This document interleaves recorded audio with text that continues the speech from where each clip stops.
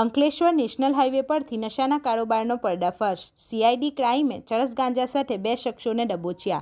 ભરૂચ જિલ્લાના અંકલેશ્વરમાંથી પસાર થતા નેશનલ હાઈવે નંબર 48 પર સીઆઈડી ક્રાઇમ ગાંધીનગરની એન્ટી નાર્કોટિક ટાસ્ક ફોર્સે એક સફળ ઓપરેશન પાર પાડીને નશીલા પદાર્થોના વેચાણનું નેટવર્ક ઝડપી પાડ્યું છે।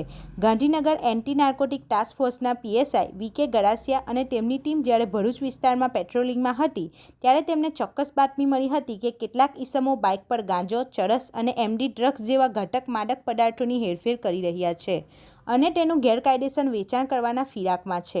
આ બાતમીના આધારે સતર્ક થયેલી પોલીસે અંકલેશ્વર અંસાર માર્કેટ પાસે આવેલા વોકિંગ ફ્લાયઓવર નજીક વ્યૂહાત્મક વોચ ગોઠવી હતી।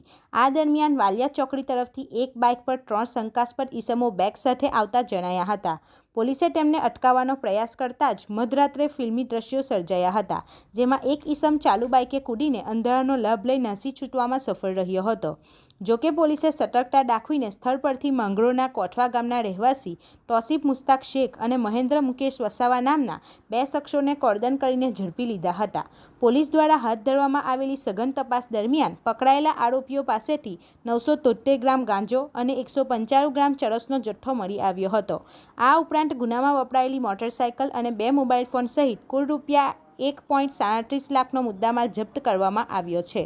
પ્રાથમિક પૂછપરછમાં પોલીસને જાણવા મળ્યું હતું કે નાસી છૂટેલો ત્રીજો શખ્સ સુએજ ગુલામ શેખ છે, જેને હાલ વોન્ટેડ જાહેર કરી તેની શોધખોળ તેજ કરવામાં આવી છે। એન્ટી નાર્કોટિક ટાસ્ક ફોર્સની આ કાર્યવાહીને પગલે પંથકના ડ્રગ્સ માફિયાઓમાં ફફડાટ વ્યાપી ગયો છે અને પોલીસ હવે આ માદક પદાર્થો ક્યાંથી લાવવામાં આવ્યા હતા અને કોને વેચવાના હતા તે દિશામાં ઊંડી તપાસ ચલાવી રહી છે। રિપોર્ટર હુમેદ સૈયદ સાથે ગુજરાત અદ્ભુત ન્યૂઝ ગુજરાતી। આપણી આસપાસ બનતી ઘટનાના સમાચાર જોવા માટે ગુજરાત અદ્ભુત ન્યૂઝ ગુજરાતીને લાઈક કરો, શેર કરો।